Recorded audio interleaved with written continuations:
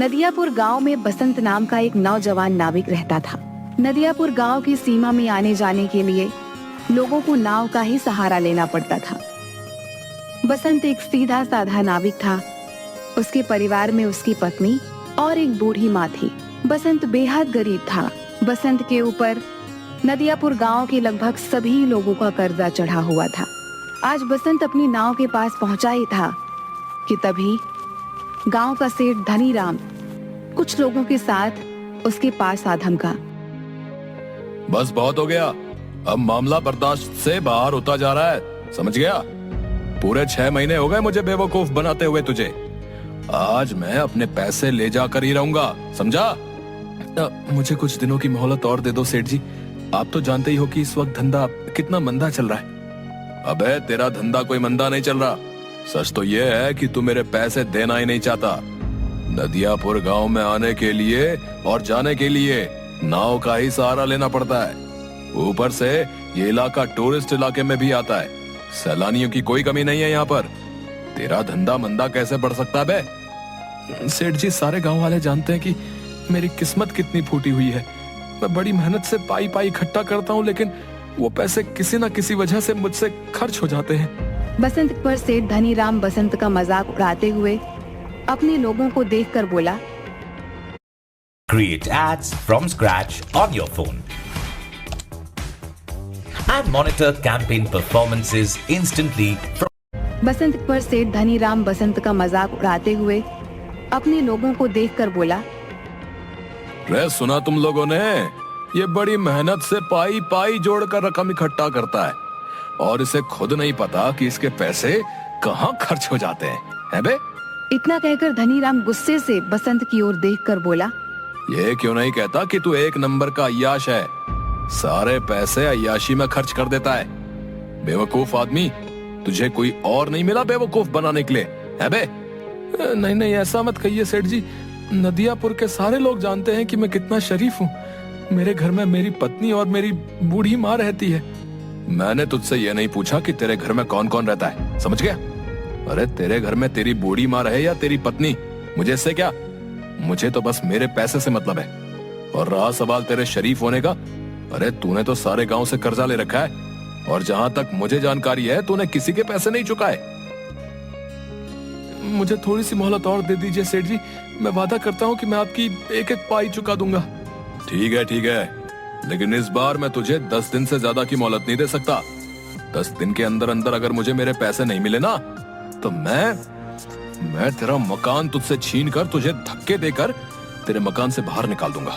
समझ में आ गई? इतना कहकर धनीराम वहाँ से चला गया और बसंत अपना मुंह लटकाते हुए अपने काम पर लग गया। शाम को थका हारा बसंत जैसे ही अपने घर पर पहुंचा, उसकी पत्नी बोली, आ गए सेठ जी घर पर। आपके पीछे बहुत सारे मेहमान आपको पूछते हुए आए थे। उन्होंने आपका काफी देर तक इंतजार किया और बेचारे इंतजार करके बहुत थक गए। अभी कुछ देर पहले ही गए हैं। झुमकी, मैं जानता हूँ कि तुम किन की बात कर रही हो। जब तुम सारी बातें जानते ही हो तो फिर उन सबके कर्जे क्यों नहीं चुका देते? तुम अच्छी तरह से जानती हो झुमकी, पिछले कुछ सालों से मेरे साथ क्या हो रहा है। मैं जब भी कुछ पैसे जमा करता हूँ वो किसी न किसी तरह से खर्च हो जाते हैं। पिछली बार माँ का पैर टूट गया था, उसके इलाज में कितने पैसे खर्च हो गए। उसके बाद चोट लगने से तुम्हारी पसली फ्रैक्चर हो गई थी, उसके इलाज पर कितने पैसे खर्च हो गए। मैं तुम्हारी बातों को समझती हूँ, लेकिन गांव वाले इस बात को नहीं समझते।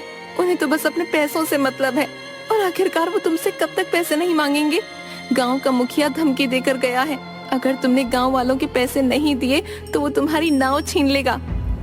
और सेठ धनीराम मुझे धमकी देकर गया है कि अगर 10 दिन के अंदर मैंने उसके पैसे नहीं दिए तो वो मुझसे मेरा मकान छीन लेगा। मेरी समझ में नहीं आता कि अब मैं क्या करूं। मेरी समझ में नहीं आता, गांव में जितने भी नाविक हैं उन सब की ऐश की चांदी कर रही है। उन सब के मकान देखे हैं तुमने? ऐसा लगता है जैसे कि वो कोई नाव नहीं बल्कि कोई कंपनी चलाते हो। तुम सारा दिन नदी के किनारे क्या करते रहते हो? कितनी बार कह चुका हूँ झुमकी, टूरिस्ट मेरी नाव में नहीं आते। ये क्यों नहीं कहते कि तुम्हारी नाव में गांव के भूखे नंगे लोग ही आकर बैठते हैं? उनसे तुम्हें कितनी आमदनी होती होगी। तुम अपनी नाव में नदियापुर घूमने आए सैलानियों को क्यों नहीं बिठाते? जितने भी नाविक हैं वो झूठ बोलकर टूरिस्ट को अपनी नाव में बैठाकर सिर्फ उन्हें चूना लगाते हैं और मुझे झूठ बोलना नहीं आता। नहीं चाहिए मुझे हराम की कमाई। अरे सच्चाई के देवता, ये धंधा है। ये क्यों नहीं कहते कि तुम्हें धंधा करना ही नहीं आता? जिसे तुम धंधा कह रही हो मैं उसे अच्छा नहीं समझता। मेरी तो किस्मत ही फूटी हुई है कि मुझे तुम्हारे जैसा पति, बेवकूफ पति मिला। अगर ऐसे ही हाल रहा ना तो वो दिन दूर नहीं कि जिस दिन तुम्हारी नाव भी तुमसे छीन ली जाएगी। उसके बाद मुझे और मांझी को इस घर से धक्के देकर बाहर निकाल दिया जाएगा। उसके बाद अपने सच्चाई के प्रवचन बाहर बैठकर देते रहना। इतना कहकर झुमकी गुस्से से वहां से चली गई। ऐसे ही 10 दिन गुजर गए। 10वें दिन बसंत नदी के किनारे उदास बैठा हुआ गहरी सोच में डूबा हुआ था कि तभी वहां पर धनीराम फिर से आ पहुंचा। याद है ना बसंत, आज तेरा आखिरी दिन है। अब इससे ज्यादा मैं तुझे और मोहलत नहीं दे सकता भाई। शाम को मैं तेरे घर पर आऊंगा वसूली करने के लिए। मेरे पैसे तैयार रखना, नहीं तो अपना बोरिया बिस्तर समेट कर चुपचाप चले जाना। इतना कहकर धनीराम वहां से चला गया। बसंत अपने आप से बोला, अब क्या होगा? पूरे 10 दिन से मेरी नाव में मुश्किल से 20 मुसाफिर भी नहीं बैठे होंगे। मैं धनीराम के पैसे कहां से दूंगा? अगर मैंने उसे पैसे नहीं दिए तो वो मेरे परिवार को बेइज्जत करके घर से निकाल देगा। मैं कहां जाऊं, क्या करूं? बसंत हसरत भरी निगाहों से और नाविकों को देखने लगा जिनकी नाव पर टूरिस्ट सवार थे। तभी बसंत के कानों में एक बूढ़े व्यक्ति का स्वर टकराया। क्या तुम मुझे दूसरी दुनिया के छोर तक छोड़ सकते हो? बसंत उस बूढ़े की बात सुनकर हैरत में पड़ गया। लगता है आपका दिमाग खिसका हुआ है बाबा। ये कैसी बातें कर रहे हैं आप? मेरा कहने का मतलब ये है बेटा, तुम मुझे इस नदी के दूसरे किनारे पर छोड़ देना। तो सीधे सीधे ये कहिए ना बाबा कि आपको दूसरी सीमा पर उतरना है। ठीक है बाबा, 200 लगेंगे। मैंने सुना है कि तुम बूढ़े और गरीब यात्रियों से पैसे नहीं लेते। सही सुना है बाबा, लेकिन क्या करूं? लगता है मुझे अपने नियम और कायदे अब बदलने पड़ेंगे। चाहे कितनी भी मुसीबत क्यों ना आ जाए, अपने उसूल इंसान को कभी नहीं बदलने चाहिए। वक्त बदलते हुए देर नहीं लगती। मैं इस वक्त बहुत परेशान हूँ बाबा। जाओ जाकर कोई दूसरी नाव पर बैठ जाओ। लेकिन मुझे तो सिर्फ तुम्हारी ही नाव पर बैठना है, पर मेरे पास पैसे नहीं है तुम्हें देने के लिए। अगर तुम मुझे वहां तक छोड़ दोगे तो मैं तुम्हारा एहसान मंद रहूंगा। मेरी पत्नी वहां पर इंतजार कर रही है। बूढ़े की बात सुनकर बसंत को बूढ़े के ऊपर तरस आ गया था। ठीक है बाबा, मैं तुम्हारा दिल नहीं तोड़ूंगा। आइए बैठिए, जहाँ आपको जाना है मैं आपको वहाँ छोड़ दूंगा, ठीक है? बसंत की बात सुनकर वह बूढ़ा रहस्यमयी अंदाज में मुस्कुराते हुए बसंत की नाव में बैठ गया। बसंत की नाव नदी के बीच में पहुंची ही थी कि तभी वो बूढ़ा बसंत से बोला, बस मुझे यहीं तक छोड़ दो। बाबा पागल हो गए हो क्या? यहाँ पर तो सिवाय पानी के अलावा कुछ भी नहीं है। जो मुझे नजर आ रहा है वो तुम्हें नजर नहीं आएगा बेटा। तुम नाव यहीं रोक दो, मैं यहीं उतर जाऊंगा। बाबा तुम डूब जाओगे, पानी बहुत गहरा है। मगर बूढ़े ने बसंत की बात नहीं सुनी और नदी में कूद गया।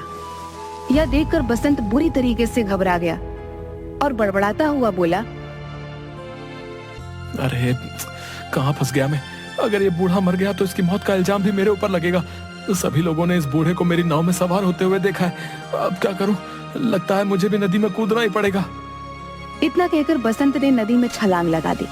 मगर उसने जैसे ही नदी में छलांग लगाई, उसने अपने आप को एक बेहद सुंदर जंगल के बीच बहुत छोटे से तालाब में खड़ा हुआ पाया। बसंत तुरंत उस तालाब से निकलकर उस जंगल की ओर देखने लगा। तभी उसके कानों में एक भारी आवाज टकराई। बेटा मेरी शाख थोड़ी सी झुक रही है, इसे थोड़ा सा सीधा कर दो, मुझे दर्द हो रहा है। बसंत ने देखा कि वो जिस पेड़ के नीचे खड़ा था, बसंत से वही पेड़ बोला था। बसंत डर गया।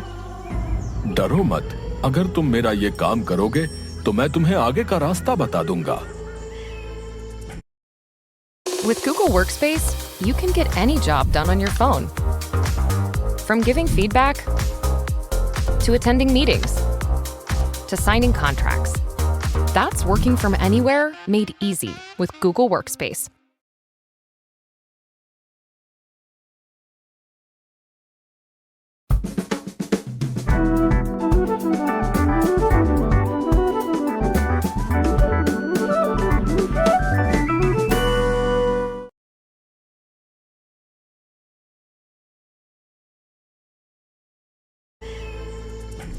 बसंत ने डरते डरते उस पेड़ की शाख ऊंची कर दी।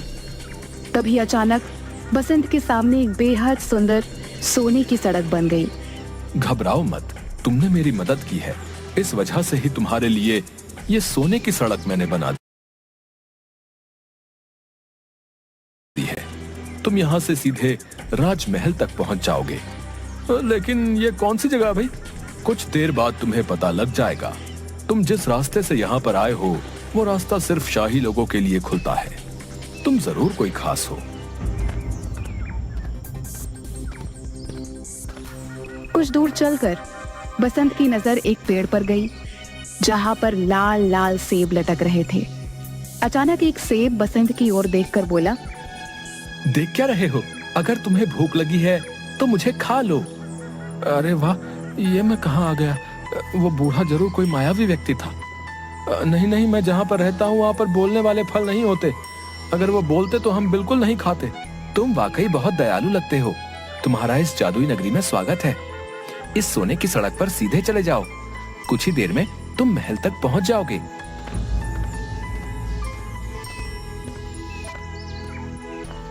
कुछ ही देर में बसंत एक आलीशान महल के सामने पहुंच गया। तभी उसके कंधे पर पीछे से किसी ने हाथ रखा। बसंत ने देखा तो सामने वही बूढ़ा खड़ा उसे देखकर मुस्कुरा रहा था। कौन हो तुम और ये कौन सी जगह है? अचानक वह बूढ़ा एक बेहद सुंदर राजकुमार में तब्दील हो गया। ये सारा का सारा राज्य मेरा है। तुम पृथ्वी पर नहीं बल्कि दूसरी एक जादुई दुनिया में हो। दूसरी दुनिया में? मैं कुछ समझा नहीं। दरअसल नदियापुर गांव की नदी के बीच एक दूसरी जादुई दुनिया का द्वार खुलता है। ये एक जादू की दुनिया है। तुम्हारा महल तो बिल्कुल सोने का मालूम होता है। यहाँ के दरवाजे, यहाँ तक कि सैनिक भी सोने के ही मालूम होते हैं। सोने के मालूम नहीं होते, ये सोने के ही हैं। मैं तुम्हें बहुत दिनों से नाव में बैठा हुआ उदास देख रहा था। मैं जानता हूँ कि तुम बहुत अच्छे स्वभाव के हो और तुम्हारी दुनिया में अच्छे व्यक्तियों के साथ अच्छा बर्ताव नहीं होता, जबकि हमारी दुनिया में ऐसा बिल्कुल नहीं होता। इसलिए मुझे लगा तुम्हारी मदद करनी चाहिए। इतना कहकर वो राजकुमार बसंत को महल के अंदर की ओर ले गया, जहां पर सोने के सिक्कों के ढेर लगे हुए थे। ये सारे सोने के सिक्के तुम्हारे हैं। तुम्हारी जितनी मर्जी हो यहाँ से ले जा सकते हो और तुम जब चाहो यहाँ पर आ सकते हो। मगर याद रखना, तुम्हें इस बात को हमेशा रहस्य ही रखना होगा। यहाँ तक कि तुम्हें अपनी पत्नी और माँ को भी इस बारे में कभी नहीं बताना।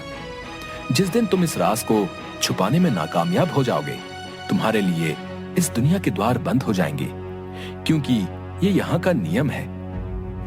बसंत ने एक थैले में सैकड़ों सिक्के भर लिए। वो राजकुमार उसे उसी जादुई पेड़ के पास मौजूद उस छोटे से तालाब पर ले आया।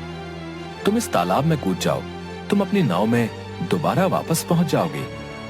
बसंत जैसे ही उस तालाब के अंदर कूदा, उसने दोबारा खुद को नदी के बीच में पाया। बसंत उसी दिन वो सारा सोना शहर में बेच आया और उसने गांव में सबके कर्जे चुका दिए। देखते ही देखते बसंत नदियापुर का सबसे बड़ा सेठ बन गया। एक दिन बसंत की पत्नी ने बसंत से कहा, तुमने आज तक नहीं बताया जी कि आखिरकार तुम इतने ढेर सारे पैसे लेकर कहाँ से आए और तुम कुछ दिनों के लिए अचानक कहाँ लापता हो जाते हो? मैंने तुमसे कितनी बार कहा है झुमकी कि मैं इस बारे में नहीं बता सकता। इतना तो मैं जानती हूँ कि तुम कोई गलत काम नहीं कर सकते। अगर तुम नहीं बताना चाहते तो शायद इसमें ही हम सबकी भलाई होगी। बसंत की अमीरी देखकर धनी राम अंदर ही अंदर जलने लगा। एक दिन उसने अपने खास आदमी भीमा से कहा, मेरी समझ में नहीं आता भीमा कि ये बसंत रातों रात अमीर कैसे बन गया। मैं सोच रहा था कि इसके मकान और उसकी नाव पर कब्जा कर लूंगा, लेकिन इसने तो मेरे सारे पैसे लौटा दिए। सिर्फ आपके ही नहीं सेठ, उसने सारे गांव वालों के पैसे लौटा दिए। आज गांव में सबसे आलीशान हवेली उसकी बनी हुई है और तो और नदियापुर में सारी नाव का मालिक बसंत ही है। हाँ मुझे पता है, और वो टूरिस्ट से बहुत कम पैसे लेता है और गांव के लोगों को तो वो मुफ्त में ही नाव में बैठाने का काम करता है। मेरा धंधा भी चौपट हो गया। दाल में जरूर कुछ ना कुछ काला है। जाओ जाकर पता करो कि आखिर माजरा क्या है। जाओ। मैंने पता कर लिया है। क्या मतलब? कुछ दिनों पहले मैं उसका चुपके से पीछा कर रहा था। अचानक मैंने देखा कि वो बीच नदी में कूद गया और कुछ ही घंटों के बाद वो वापस आ गया। उसके हाथ में एक थैला था जो सोने से चमक रहा था। बेवकूफ आदमी, ये बात तूने मुझे पहले क्यों नहीं बताई? इसका मतलब कि नदी के बीचों बीच जरूर कोई सोने की सुरंग है जो उसके हाथ लग गई है। मुझे अभी ले चलो वहां पर।